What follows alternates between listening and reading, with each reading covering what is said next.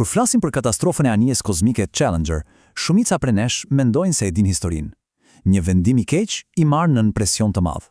Po sikur t'ju them se shkaku i vërtet ishte diçka shumë më tinxare. Një proces i ngadalt, pothuajse i padukshëm, që u zhvillua për vite me radhë. Le t'i hymë më thellë për të zbuluar se çfarë fshihet pas tragjedisë. Imagjinoni pak skenën. Është 28 janar 1986. Anija kozmike Challenger ngrihet në qiellin e kaltër të Floridës. Por vetëm 73 sekonda më vonë, shpërthen. Një moment që tronditi jo vetëm Amerikën, por gjithë botën, duke marrë jetët e 7 astronautëve, përfshirë edhe Krista Mekaulev, mësuesja e parë që do të shkonte në hapësirë. Pra, pyetja që shtrohet është kjo. Ishte thjesht një aksident i tmerrshëm, një moment fatkeq, apo ishte diçka më shumë? Kulmi i një seri e vendimesh që e bën katastrofën thuajse të pashmangshme? Siç do ta shohim, përgjigjja është shumë më komplekse nga sa duket. Mirë, për ta kuptuar, le të fillojmë me versionin e historisë që njohim të gjithë.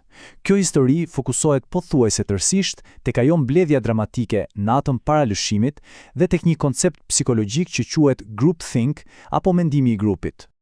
E po, teoria që u bë popullore ishte kjo. Menaxherët e NASA-s, të stresuar nga afatet, thjesht nuk i dëgjuan paralajmërimet e qarta të inxhinierëve. Kjo u pa si një rast tipik i groupthink, pra kur dëshira për të qenë të gjithë dakord brenda një grupi bëhet më e rëndësishme se sa vlerësimi real i rrezikut. Por, a qëndron vërtet kjo teori? Dhe tani, le të hymë në zemër të çështjes, në atë mbledhjen famëkeqe. Gjithçka sillet rreth një prove kyçe, një tabel me të dhëna, një tabel që u paraqit, u keq kuptua, dhe në fund u hodh poshtë. Kjo ishte pika ku gjithçka mund të kishte ndryshuar. Personazhi kryesor këtu është inxhinieri Roger Boisioli. Ai ishte thellësisht i shqetësuar. Pse? Sepse parashikimi i motit për atë mëngjes ishte i akullt, shumë më ftohtë se çdo lëshim i mëparshëm. Ai besonte se i ftohti do t'i bënte unazat O-ring, pjesët që mbyllnin hermetikisht raketat, të ngurtësoheshin dhe të dështonin, duke lejuar gazrat e nxehtë të dilnin jashtë. Për të provuar argumentin e tij, Boisioli paraqiti këtë tabel. Ajo listonte 7 fluturimet e mëparshme, ku ishte parë dëmtim tek unazat. Tani, shikojeni pak këtë tabel me sytë e një menaxheri në presion. Temperaturat duken të çrregullta. Dëmtim në 53 gradë, por edhe në 75. Nuk dukej se kishte një lidhje të qartë, apo jo. Problemi nuk dukej se ishte i lidhur drejt për drejt me të ftohtin. Dhe pikërisht, kjo ishte përgjigjja e tyre. E prerë. Duke parë atë tabel, ata nuk pa një model të qartë, një lidhje shkak-pasojë. Për ta, të dhënat thjesht nuk ishin bindse. Dhe kështu, argumenti i Boisioli u hodh poshtë. E këtu fshihet e gjithë tragjedia. Tabela ishte sakt, por ishte thellësisht mashtruese. Jo sepse gënjente, por sepse tregonte vetëm gjysmën e së vërtetës. Mungonte një pjesë thelbësore e informacionit, një pjesë që do ta ndryshonte rrënjësisht vendimin. Ja ku është pjesa që mungonte. Tabela e plot përfshin edhe 17 fluturimet e tjera, ato ku nuk pati asnjë dëmtim. Dhe këtu gjërat bëhen të frikshme. Të gjitha ato fluturime pa probleme ndodhen në temperatura më të ngrohta. Kur i shet të gjitha të dhënat bashk, modeli është i pagabueshëm. Dëmtimi ndodhte vetëm kur bënte ftohtë. Me këtë pamje të plot, vendimi për të mos e lëshuar anijen do të ishte i vetkuptueshëm. Mirë, pra tani e dim se problemi ishte tek të dhënat e paplota. Kjo na kthen tek ideja e groupthink. Sociologat e Diane Vaughan, pas viteve të tëra kërkimesh, arritin në një përfundim tronditës. Ajo që ndodhi atë natë nuk ishte as pak groupthink, ishte diçka tjetër. Dhe ja pse. Kushtet për groupthink thjesht nuk ekzistonin. Nuk ishte një grup i vogël miq, ishin 34 njerëz, shumë prej tyre as nuk njeheshin, dhe nuk ishte as pak presion për të rënë dakord. Përkundazi, transkriptet tregojnë një debat tejet të ashpër.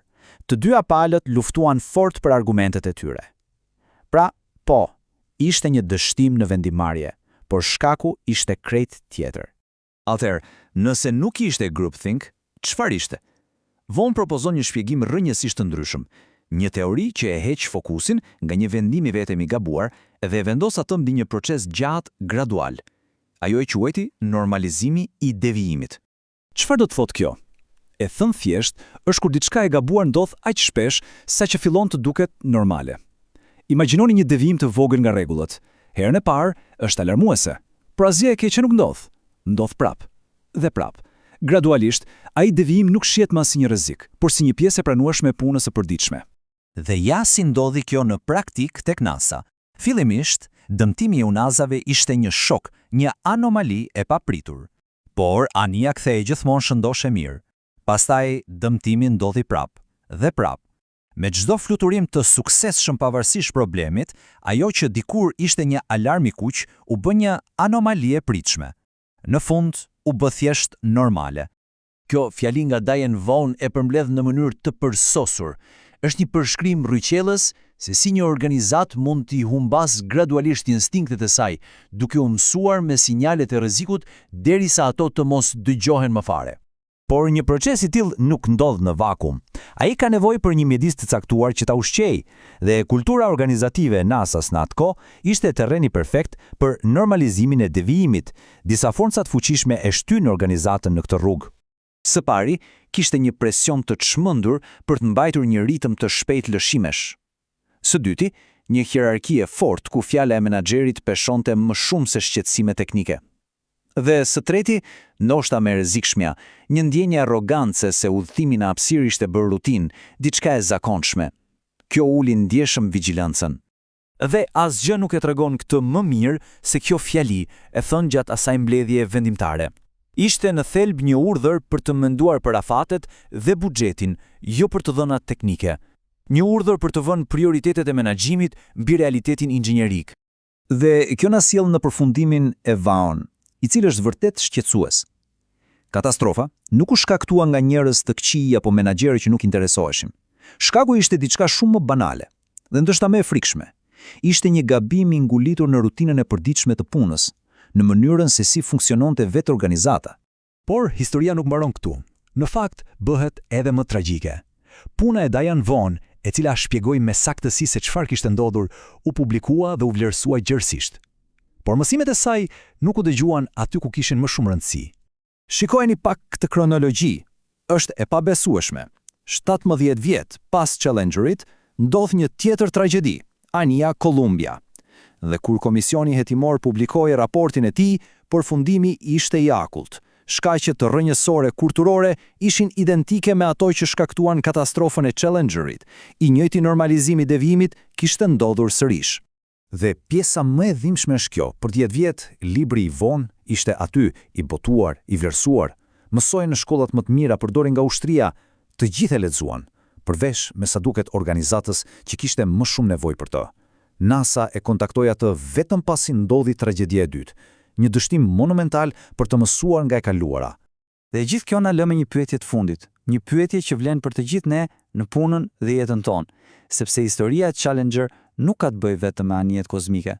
Na detyron të pyesim veten, cilat kompromise të vogla po bëjmë çdo ditë, cilat sinjale paralajmëruese po i injorojmë, dhe cilat devijime po i lejojmë të bëhen normale para se të jetë tepër vonë.